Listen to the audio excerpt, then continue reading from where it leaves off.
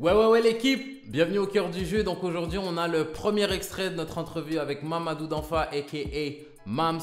Mams c'est un gars qui a été joueur professionnel en Italie, en Hongrie, en France. Et c'est justement sur son parcours qu'on repasse aujourd'hui en s'arrêtant sur le plus grand regret de sa carrière. Si l'extrait d'aujourd'hui vous plaît, n'hésitez pas à aller écouter l'entrevue complète. J'ai mis le lien vers le podcast juste en dessous. N'hésitez pas non plus à vous abonner, à activer les notifications pour être tenu au courant des prochains posts. Sans plus tarder, let's go.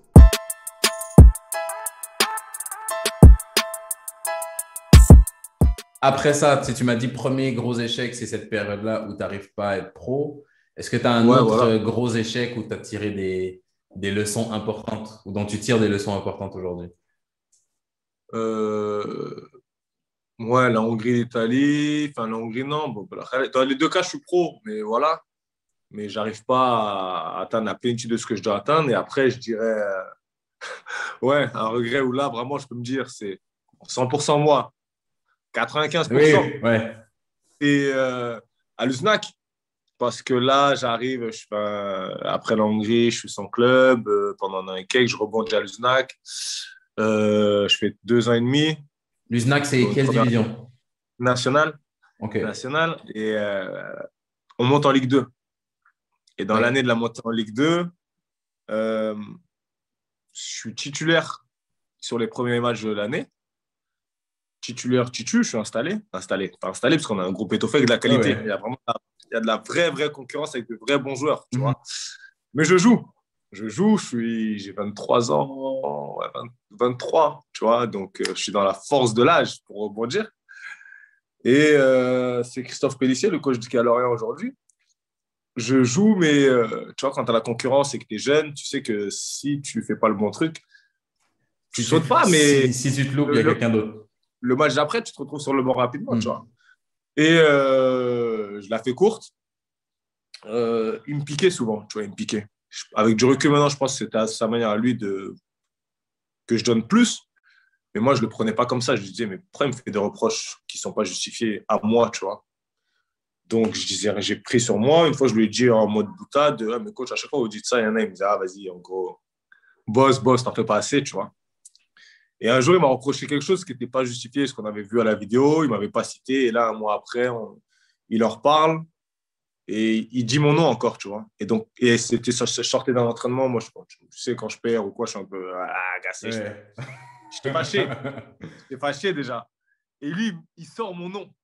On est tous en train de s'étirer. Je fais partie des plus jeunes à cette époque-là, il faut savoir. Et là, avec mon caractère parfois relou, je réponds. Du moins, je réponds. C'est même pas je réponds parce qu'il ne m'avait pas attaqué. Il avait dit en gros, comme je te dis, ouais, John et Mams sur la vidéo la dernière fois, que ce soit le match de Fréjus, vous n'avez pas fait ça. Là, en gros, contre telle équipe. Et moi, je joue ma gueule, tu vois. Ah, mais c'est tout le temps pareil. Pourquoi à chaque fois on cite mon nom? La dernière fois, vous avez fait la vidéo, vous n'avez pas dit mon nom. Là, vous dites mon nom.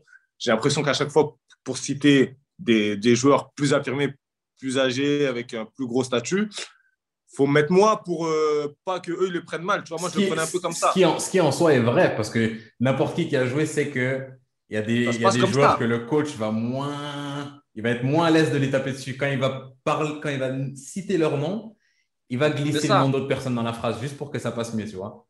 C'est pas… Maintenant, avec l'âge, je recule. C'est les codes, tu le sais, parce que le coach ne va pas traiter un mec qui a 30 ans, 31 ans, 32 ans, qui a des enfants, que le minot de 23 ans, tu vois. Exact. Mais à l'époque, je ne sais pas, moi, je suis la parité. Lui, bon, je sais qu'on n'a pas le même statut, le même contrat, mais on est joueurs pareils, donc je ne dissocie pas. Et je réponds. Il me dit, tais-toi. Les mecs, ils me disent, Mams, vas-y, c'est bon, calme. Et non, parce que je suis énervé. Et moi, à ce moment-là, je me sens lésé. Et c'est vraiment moi, quand je sens qu'on m'a fait une injustice, c'est peut-être mon côté quartier, mais je ne supporte pas l'injustice. Tu vois, j'ai plein de mauvais trucs, mais tu ne me fais pas de trucs tordus, ou si je sens que c'est injuste, bah, je vais me rebeller. Ouais. Peu importe qui j'ai en face de moi. Et en fait, à ce moment-là, c'est ce sentiment-là qui m'anime. Non, les gars, c'est pas normal. Pourquoi? Mais tais-toi. Ou amène-le différemment. En plus, est-ce que je trouve trop drôle? Ce que je trouve trop drôle, c'est qu'aujourd'hui, tu serais le gars qui irait le voir, ce gars-là, et lui dire, gars, c'est bon, tout doux. Tu vois ce que je veux dire? Arrête de parler. Et c'est d'autant plus pour ça qu'aujourd'hui, dans ce rôle, entre guillemets, de leader, j'essaie au maximum des gens que j'aime bien d'être bienveillant avec eux. Tu vois ce que je veux dire?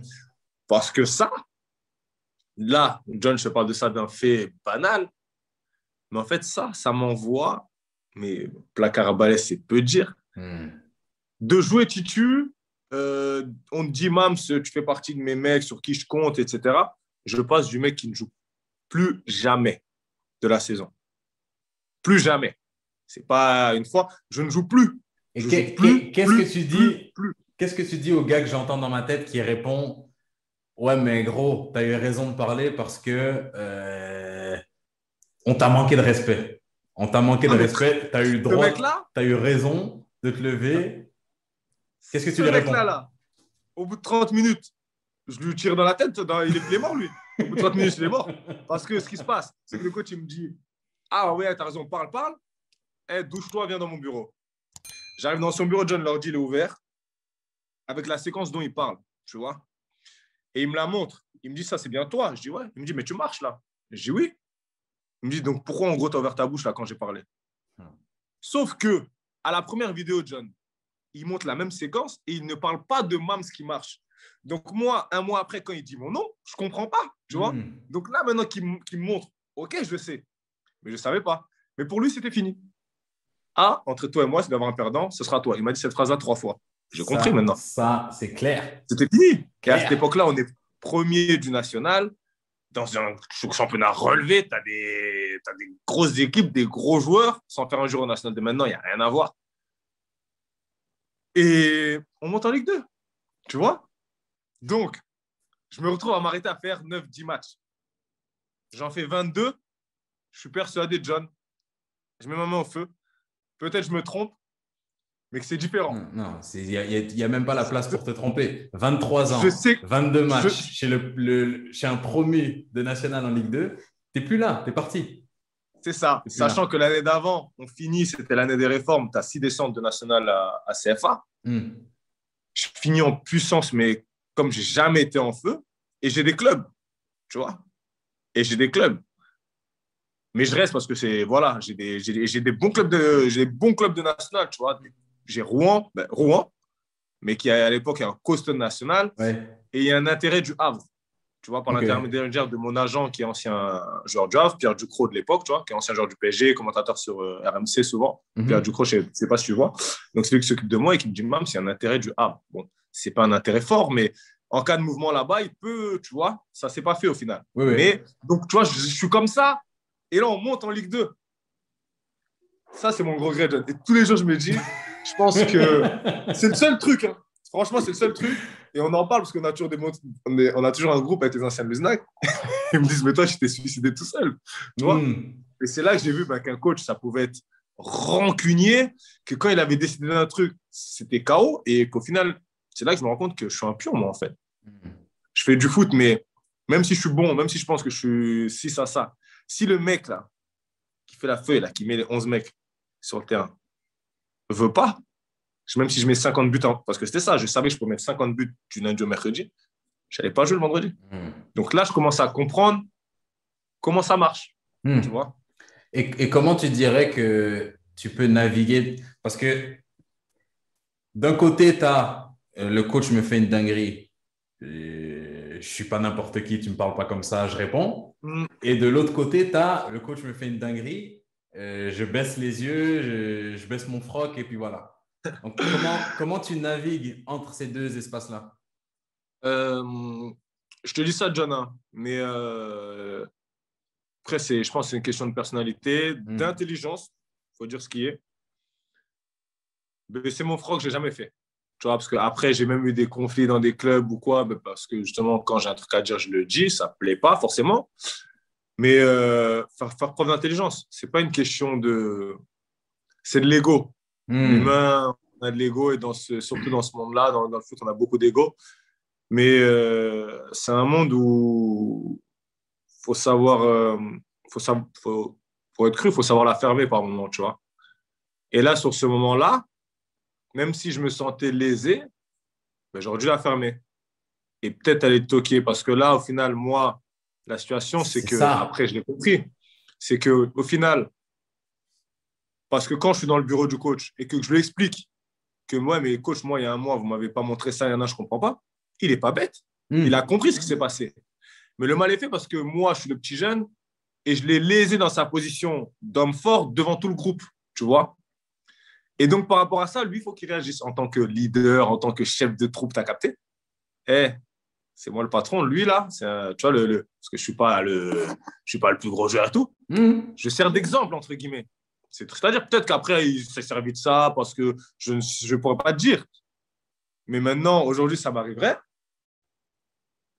Peut-être que je parlerai pas autant. Mais par contre, entre hommes, là, j'irai le voir, j'irai coach. Par contre, ça, moi, je ne suis pas d'accord. Et j'aurai cette discussion-là, tu vois. Parce et que comme je tu as prends dit, du recul. sans toute la partie d'ego qui fait que tu te lèves devant tout le monde et que tu hurles devant tout le monde. C'est ça. Quand on te dit calme-toi, tu dis non, je ne me calme pas. Ouais, c'est ça. C'est pas des trucs à faire parce que ça ne te sert pas. Pour le groupe, ça envoie. Après, des fois, il en faut de la friction parce que c'est pas un monde de bisounours. Dans le foot, il faut se dire les choses. Des fois, voilà, on peut dire des mots durs et tout. Mais c'est pas des choses à faire.